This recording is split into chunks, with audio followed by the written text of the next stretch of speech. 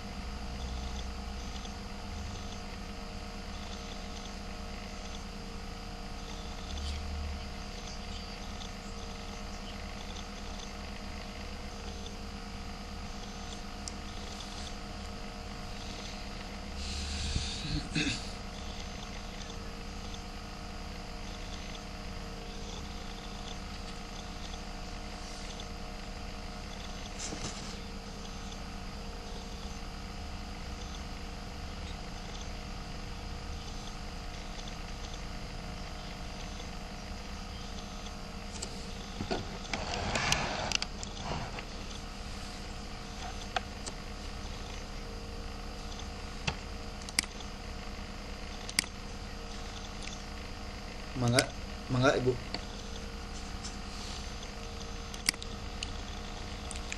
Bismillahirrahmanirrahim. Assalamualaikum warahmatullahi wabarakatuh. Alhamdulillahirabbil alamin. Insyaallah di sesi hari ini, di sesi keempat, saya akan sedikit memaparkan materi tentang dasar-dasar penggunaan internet. Terima kasih kepada Ibu Nurmina, kepada Ibu Nila, kepada Ibu instruktur yang selama ini telah membimbing kami sampai bisa seperti ini gitu kan, dari mulai belajar bagaimana cara host, kemudian moderator, menjadi presenter dan sebagainya. Insyaallah hari ini saya akan sampaikan tentang dasar-dasar penggunaan internet. Nah, apa itu yang akan kita bahas? Yang pertama yaitu tentang pengertian internet. Nah, internet merupakan singkatan dari interconnection network. Nah, ini merupakan kumpulan jaringan-jaringan kecil atau yang besar dan yang saling terhubung secara real time atau terus-menerus gitu ya, terus-menerus di seluruh dunia.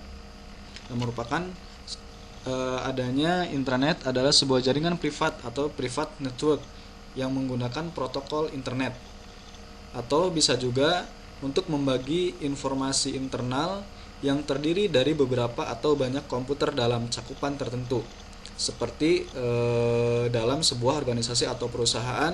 Jadi di mana itu mencakup keseluruhan gitu. Jadi adanya seperti LAN seperti itu. Nah, sebelum kita lanjutkan, kita sedikit membuka sejarah tentang internet. Nah, jadi pertama kali itu di tahun 1969 internet dibentuk oleh Departemen Pertahanan Amerika Serikat. Jadi melalui proyek ARPA yang disebut ARPANET. Nah, jadi pada awalnya internet itu dibuat untuk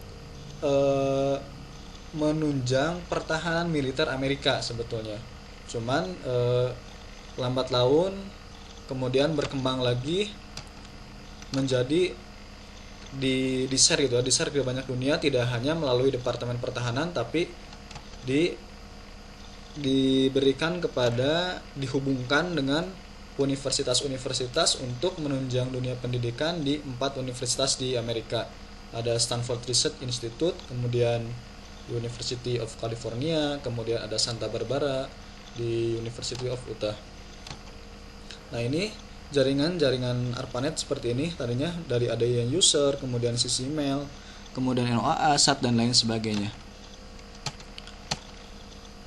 Nah, kemudian di Oktober 1972, nah ini ARPANET ini mulai diperkenalkan ke berbagai ke khalayak umum gitu. Jadi tidak lama kemudian, nah proyek ini berkembang pesat dan semua universitas di negara tersebut bergabung, yang akhirnya ARPANET kesulitan untuk mengaturnya. Tadinya jadi dari satu ARPANET itu diperkenalkan ke khalayak ramai. Nah, sehingga ketika banyak pengguna itu akan kesulitan dalam mengatur jaringan. Jadi apa ya? Pabelitah lamun saur bahasa Sunda nama ya. Jadi si jaringan tersebut seperti itu. Nah, kemudian karena adanya masalah tersebut, nah akhirnya ARPANET ini dibagi menjadi dua gitu. Jadi dipecah menjadi dua. Jadi ada yang dinamakan dengan MILNET untuk keperluan militer, dan ARPANET, nah yang baru yang lebih kecil untuk keperluan non militer, misalnya universitas-universitas. Jadi MILNET ini khusus untuk keperluan militer Amerika, dan kemudian ARPANET tersendiri ini merupakan yang lebih kecil, jadi untuk keperluan non militer, misalkan ya untuk universitas, untuk lembaga-lembaga pemerintah gitu, dan lain sebagainya. Nah, kemudian gabungan kedua jaringan akhirnya dikenal dengan nama DAPRA, yang kemudian disederhanakan dan menjadi internet. Nah, di tahun 1971 Ray Tomlinson menciptakan program untuk ARPANET, yaitu setahun berikutnya langsung menjadi populer karena program email ini begitu mudah. Dan sampai sekarang, dari mulai tahun 1971 sampai sekarang, email masih menjadi menjadi sarana atau wasilah atau jalan ya untuk misalkan adanya elektronik maya, jadi mengirim surat lewat online. Nah, kemudian di tahun selanjutnya, di tahun 1972, nah ini diperkenalkan dengan ikon sebagai lambang penting yang menunjukkan atau pada. Biasanya kan kalau di Gmail atau di Yahoo, mau di Gmail, itu biasanya kalau alamat email menggunakan gitu ya, atau pada. Biasanya misalkan kalau alamat email saya sendiri misalkan harisupandi@gmail gitu, pakai Nah, kemudian di tahun 1973 ini ARPANET dikembangkan, nah keluar Amerika Serikat. Jadi sampai dari pertama mula diciptakan internet tersebut, nah kemudian di tahun 1973 tersebut ARPANET baru dikembangkan ke luar Amerika Serikat. Jadi sudah ke seluruh hampir menyeluruh gitu. Nah, kemudian Computer University College London merupakan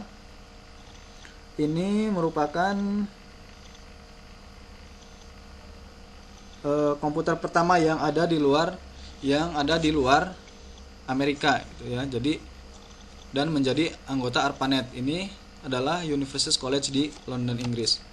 Nah, kemudian di tahun 1982, nah ini dibentuk Transmission Control Protocol atau yang kita kenal TCP ya, atau misalkan IP ya. Ini yang diakui secara resmi oleh jaringan nasional gitu. Nah, di tahun berikutnya, selang 2 tahun berikutnya, di tahun 1984 diperkenalkan dengan sistem yang namanya sampai saat ini dikenal dengan DNS atau Domain Name System gitu. Nah, 2 tahun selanjutnya, di tahun 1986, nah baru ARPANET mulai dikomersilkan. Jadi National Science Foundation di NVS jadi membiayai semuanya pembongkaran backbone ARPANET. Jadi menjadi backbone internet komersial yang dikelola oleh Advanced Network Service, jadi ANS. Nah, jadi mulai tahun 86 baru ini dikomersilkan oleh ARPANET. Nah, di tahun 1990, nah ini ditemukan program editor dan browser oleh tim Berners-Lee ya. Browser itu kalau sekarang yang paling populer kayak Google Chrome, kemudian ada Mozilla, Opera dan lain sebagainya. Nah, program inilah yang disebut WWW atau WWW gitu ya, World Wide Web. Ya, ini tahun 1992. Nah, jaringan komputer yang terbentuk telah melampaui 1 juta komputer dan muncul istilah surfing di internet. Jadi hampir 1 juta komputer yang digunakan pada tahun 1992. Nah, ini tim Berners-Lee yang menemukan program World Wide Web. Nah, di tahun 1994, nah situs internet ini menjadi 3.000 alamat halaman. Nah, dan untuk pertama kalinya virtual shopping atau e-retail seperti virtual shopping seperti yang sekarang mulai muncul dan didirikan Yahoo bersama kelahirannya Netscape Navigator itu ya. Kemudian di tahun selanjutnya di tahun 1996 tergabungnya jaringan regional seperti Spam, Binet, IRN. Kemudian di tahun 1998 ya, bergabungnya jaringan link transatlantik. Kemudian di 2005 di selanjutnya ada situs internet yang telah mencapai 938 juta ya jiwa. 938 lebih itu yang sekitar presentasinya sekitar 14,6% dari seluruh total jumlah penduduk di dunia menggunakan situs tersebut. Nah, berdasarkan update tahun dulu di 2008 yang ramai ya, jumlah pengguna internet di Indonesia menduduki peringkat kelima Asia. Mungkin kalau sekarang hampir lebih ya, lebih banyak lagi. Nah, terus apa saja fasilitas-fasilitas yang diberikan oleh internet? Nah, ada yang pertama di World Wide Web. Nah, fasilitas ini berisi database terdistribusi informasi. Jadi dapat ditemukan dalam www informasi politik, ekonomi, sosial, budaya, sastra, sejarah dan lain-lain. Nah, kemudian adanya fasilitas internet yang selanjutnya adalah email. Jadi pesan tertulis yang dikirim dari seorang pengguna komputer kepada pengguna komputer lainnya. Nah, ini sering kita gunakan dalam kehidupan sehari-hari ya, apalagi yang di perkantoran biasanya menggunakan email untuk mengirim pesan, mengirim data dan lain sebagainya. Kemudian ada bisa mendownload, jadi mengambil file baik berupa file program, kemudian file teks atau gambar, file audio dan video di internet. Jadi apapun yang ada di internet itu bisa di-download gitu kan. Cuman kadang ada yang free, ada yang berbayar gitu kan. Itu tergantung dari penyedia layanannya. Nah, kemudian ada HTTP, Hypertext Transfer Protocol. Jadi ini merupakan fasilitas dari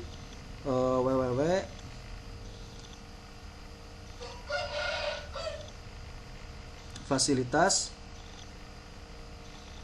yang dapat mengakses informasi dari suatu web yang ditulis dengan bahasa HTML atau yang dikenal dengan bahasa pemrograman. Nah, ada lagi kelompok diskusi atau mailing list. Mailing list fasilitas untuk berdiskusi secara elektronik dengan menggunakan fasilitas email. Selanjutnya ada yang dinamakan dengan FTP, File Transfer Protocol. Ini digunakan untuk mengambil data file secara elektronik. Jadi internet telah menyediakan fasilitas data dokumen yang siap untuk diakses secara gratis. Kemudian ada telnet. Jadi fasilitas untuk mengakses remote komputer yang berada di tempat lain. Kemudian FTP sama seperti yang tadi untuk mengambil data file secara elektronik. Ada Gopher, fasilitas untuk memudahkan pencairan, penarikan dan pengambilan informasi dari server yang mendukung protokol Gopher. Nah, chatting, nah ini biasa kita lakukan, jadi aktivitas berkomunikasi untuk sesama pemakai internet, jadi menggunakan media tulis secara online dan real time. Jadi chatting itu kan sekarang hampir banyak menggunakan kayak aplikasi kayak WhatsApp, terus Facebook dan lain sebagainya, itu bisa digunakan dan hampir rata-rata aplikasi-aplikasi tersebut telah dimodifikasi bisa menjadi chatting gitu kan. Hampir rata-rata aplikasi-aplikasi tersebut hampir bisa chatting. Adanya news group, jadi fasilitas untuk berdiskusi secara jarak jauh di mana kita dapat memberikan pendapat dan tanggapan melalui internet. Adanya remote login digunakan untuk menghubungi atau memasukkan salah satu server pusat komputer yang disambungkan ke jaringan internet. Nah, kemudian apa sih keunggulan-keunggulan internet itu gitu kan? Di masa sekarang kan terkadang, terutama ya mungkin karena akses internet di daerah itu masih kurang. Sebetulnya emang kata pemerintah hampir sudah merata gitu kan untuk jaringan 3G atau 4G sekalipun, bahkan ke daerah asal saya gitu ya, di daerah Pangandaran, hampir beberapa daerah sebetulnya sudah belum terakses gitu fasilitas-fasilitas internet itu gitu kan. Bahkan kadang-kadang jaringan 3G juga masih susah gitu untuk mendapatnya kan, karena emang aksesnya yang masih kurang. Nah, tapi apa aja keunggulan-keunggulan internet tersebut? Yang pertama, internet dapat digunakan secara global. Nah, jadi digunakannya seluruh dunia. Tuh. Yang selanjutnya, kemampuan untuk diakses selama 24 jam. Ini kapanpun dan bahkan dimanapun kita, terkadang asal kita terkoneksi dengan peripheral atau alat-alat bantuan kayak misalkan hotspot wifi, atau misalkan kalau untuk di smartphone tersendiri mempunyai kuota yang lumayan gitu, ada kuotanya. Kalau smartphone itu bisa mengakses selama 24 jam tanpa terganggu, kecuali terganggu jaringan atau sinyal yang lemah gitu kan. Nah, kemudian internet merupakan sebagai alat komunikasi. Jadi terkadang ada istilah menghubungkan yang jauh gitu kan. Hampir sama dengan media komunikasi lainnya, internet juga bisa menjauhkan yang dekat, tapi terkadang mendekatkan juga yang jauh gitu kan. Ada seperti itu. Ada beberapa kasus yang emang asbabun nuzulnya gitu, atau asal muasalnya bisa yang tadinya nggak kenal jadi kenal, atau yang tadinya kenal karena ada problem dari chatting, dari apa, itu bisa menjadi jauh. Jadi itu sebagai alat komunikasi. Nah, selanjutnya sebagai tempat baru untuk melakukan bisnis. Nah, ini hampir sekarang rata-rata saya lihat hampir di mana-mana, di status Facebook, kemudian di statusnya WhatsApp dan lain sebagainya gitu ya. Di jaringan-jaringan internet itu hampir semua melakukan bisnis, apalagi di musim-musim sekarang hampir rata-rata kan penjualan masker itu yang sekarang melonjak tajam gitu, yang melonjak kemudian naik, kemudian hand sanitizer dan lain sebagainya itu menjadi lahan bisnis gitu. Nah, ini juga merupakan seperti kayak Shopee, kemudian ada Tokped, Bukalapak dan lain sebagainya. Nah, itu dijadikan internet itu menjadi fasilitas utama mereka untuk merambah ke dunia bisnis. Nah, kemudian terdapat informasi yang tidak terbatas. Terkadang meskipun hampir ada berapa persen yang ada itu berita hoax dan lain sebagainya, informasi apapun akan kita dapat dari internet ini gitu kan. Kalau misalkan kita pengen lihat data sekarang, misalkan untuk Jabar sendiri, misalkan untuk melihat data sebaran penyebaran COVID-19 di Jabar, itu kan bisa diakses lewat internet gitu kan. Ada yang dinamakan dengan Pemprov Jabar itu mengeluarkan web Pikobar Jabar gitu kan. Kita bisa mengakses di sana. Gitu. Kemudian kalau kita misalkan ingin tahu dunia Timur Tengah, misalkan konflik apa yang terjadi di sana, kemudian dunia Eropa, Amerika dan lain sebagainya, nah itu kita bisa mendapatkan informasi itu tidak terbatas gitu dari internet. Hal informasi apapun bisa digali dari internet. Nah, kecepatan yang bersifat real time, meskipun ini tergantung juga jaringan, tapi ini salah satu ya lumayan lah gitu kan, merupakan salah satu keunggulan dari internet. Kemudian biaya relatif, meskipun ada yang mahal gitu kan, tapi ini juga sih, kalau untuk biaya lah relatif sih emang tergantung kitanya gitu kan. Kalau kalangan menengah ke bawah, misalkan untuk membeli kuota internet yang misalkan 5 atau 10 giga itu kan kadang susah gitu kan. Beda lagi dengan orang kaya. Kalau misalkan orang kaya kan biaya relatif itu misalkan berapa giga ke atas gitu kan, seperti itu. Nah, kemudian interaktivitas dan fleksibilitas. Jadi bisa menjadi interaktif, kemudian fleksibel, bisa digunakan di mana saja. Nah, kemudian kemudahan dan kenyamanan dalam mengakses, meskipun tidak jarang ada yang tidak dibuat nyaman ketika misalkan dalam menggunakan internet gitu kan, karenanya ada spyware gitu, ada yang ngehack atau ada yang apa gitu kan. Nah, itu untuk keunggulan internet. Nah, selanjutnya manfaat internet. Jadi, nah, ini untuk manfaat internet yang pertama sebagai media informasi. Nah, seperti tadi yang disebutkan, ini bisa mengakses berbagai macam informasi. Informasi apa saja? Misalkan informasi pendidikan, informasi sosial, informasi di bidang-bidang pemerintahan itu bisa diakses melalui internet. Meskipun ada beberapa yang informasi-informasinya hanya setengah-setengah gitu kan, dan itu terkadang bisa membuat orang menyebarkan berita-berita hoax gitu kan. Nah, ini yang penting.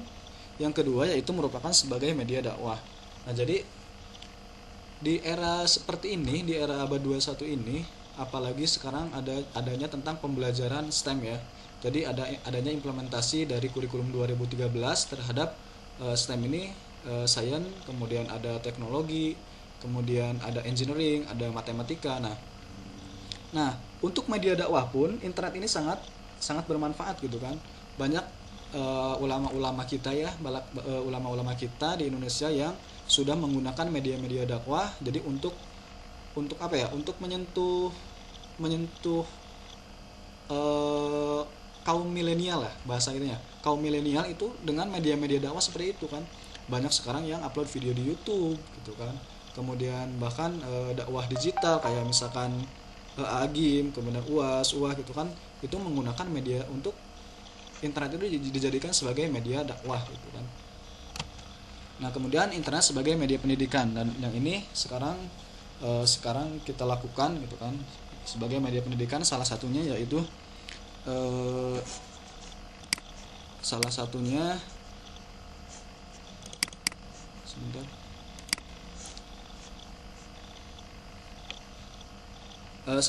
yaitu seperti yang kita lakukan seperti ini gitu kan. Jadi internet sebagai media komunikasi.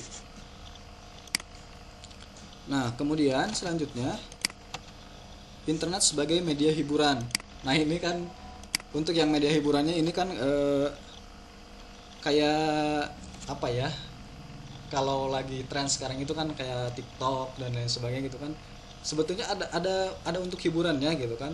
Tapi itu tergantung kita sebenarnya menyikapinya. Ada yang sebagai hiburan saja, ada yang orang kalau yang emang terlalu fanatis, ngapain gitu ikut-ikutan mode-mode barat seperti itu gitu kan. Itu tergantung kita melihat perspektif itunya dari segi mana. Kemudian internet sebagai media pertukaran data. Nah, ini jadi kirim data atau ambil data dan lain sebagainya. Nah, terus apa saja keuntungan dari kita untuk menggunakan internet? Nah, jadi keuntungan yang digunakan internet dalam organisasi ya, ini terutama dalam organisasi atau perkantoran, yaitu yang pertama untuk peningkatan produktivitas kerja. Nah, jadi untuk meningkatkan produktivitas kerja. Kadang ada yang sulit ketika kita mencari bahan, misalkan bahan untuk pembelajaran. Kita kan rata-rata browsing dan lain sebagainya gitu untuk meningkatkan produktivitas kinerja kita. Nah, kemudian adanya komunikasi. Nah,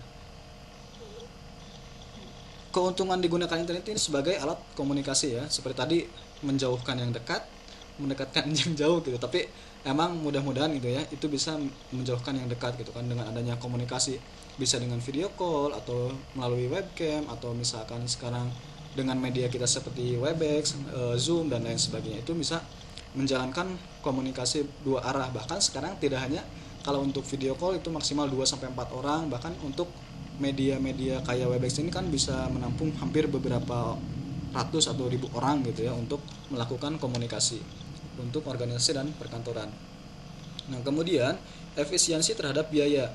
Nah, artinya ketika kita mengadakan contohnya seperti kita ya, seperti kita meeting room ini,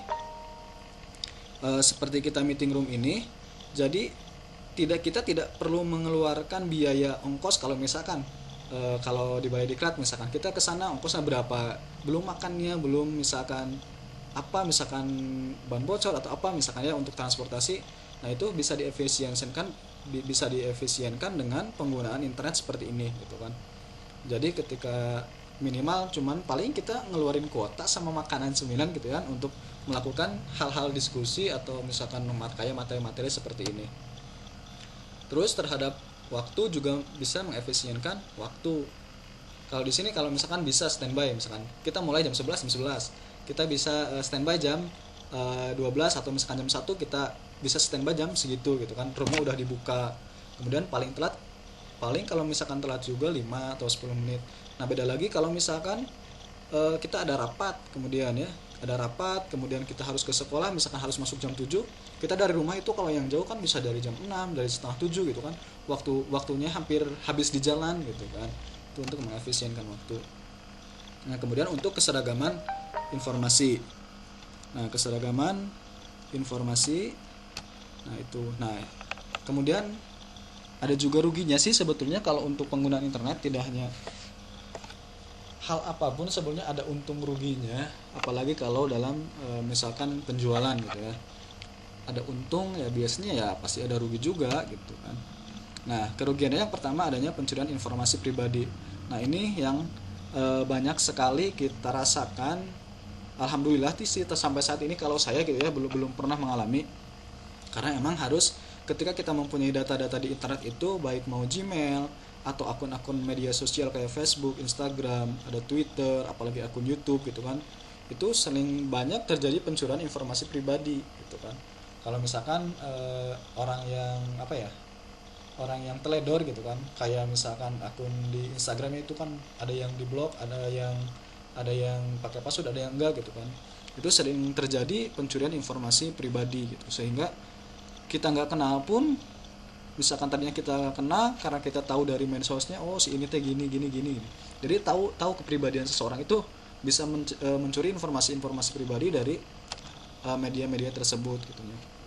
Kemudian adanya aktivitas cracking, di crack artinya gitu ya. Kemudian adanya aktivitas penyebaran virus. Nah sebetulnya terkadang seperti ini ya, untuk virus, kalau mungkin untuk virus komputer laptop sekarang ada sih sebetulnya, cuman sekarang emang udah banyak sekali antivirusnya gitu kan.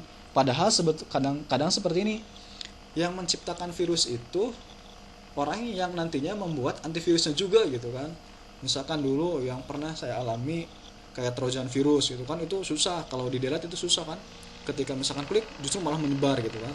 Tapi ternyata beberapa bulan kemudian ada antivirusnya gitu kan. Padahal sebetulnya dari orang-orang itu tersendiri sih yang apa ya, yang membuat virus, kemudian dia juga yang membuat antivirusnya gitu kan.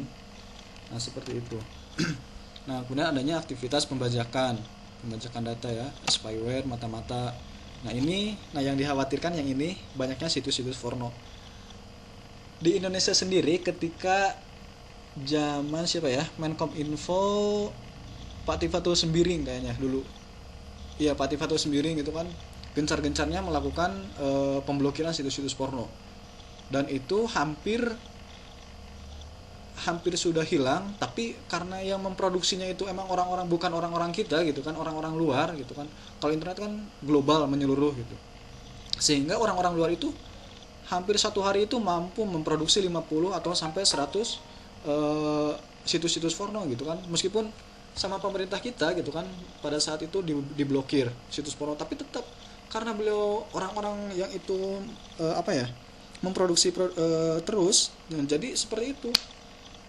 Bahkan ketika katanya sudah habis, tapi tiba-tiba ada lagi, ya seperti itu kan kerugian dari internet seperti itu gitu kan. Nah adanya terjadi spamming atau mengacu pada pengiriman email, adanya spam itu kan sampah gitu kan, email sampah. Nah kemudian kita dapat kecanduan adanya fasilitas internet. Ini tidak bisa kita hindari Bu ya, kita tidak bisa hindari, kadang sulit kita dapat kecanduan tentang fasilitas internet gitu. Bahkan ketika kuota kita habis saja, asa gimana gitu kan, kalau misalkan ketika kuota kita habis, asa hilang sesuatu gitu, ada yang kurang gitu dalam hidup ini gitu kan. Nah itu karena adanya kecanduan oleh fasilitas internet gitu.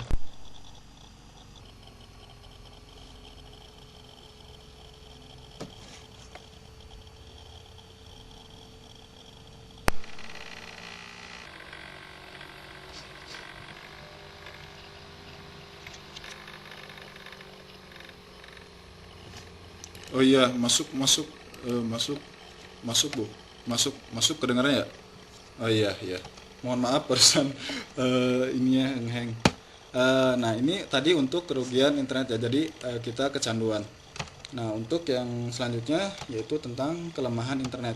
Jadi kelemahannya itu adalah diperlukan tenaga ahli untuk membangun dan mengembangkan internet sebuah organisasi perusahaan. Jadi tidak bisa dijadikan hanya orang yang seperti kemarin saya katakan, bukan hanya letret gitu kan kelemahan internet itu. Jadi harus ada orang yang kompetennya gitu untuk mengatur sebuah jaringan, kayak misalkan pengaturan sistem UAMBN atau UAMBNBK dan lain sebagainya, atau SBN dan lain sebagainya. Itu harus mempunyai tenaga ahli atau sebagai seorang kompeten komputer gitu. Jadi kemudian yang selanjutnya, karena bebasnya pengiriman pesan antara pengguna, maka dapat menimbulkan overload data penuh apabila tidak dikontrol. Jadi ini akan adanya overload atau data penuh. Kemudian diperlukan pelatihan bagi pekerja baru untuk mengoperasikan internet. Jadi bahkan untuk jadi operator sekalipun tidak bisa otodidak seperti itu, tetap harus ada melakukan pelatihan. Jadi kemungkinan beredar informasi yang salah di internet cukup besar yang berakibat mengurangi efektivitas kerja gitu ya. Seperti itu.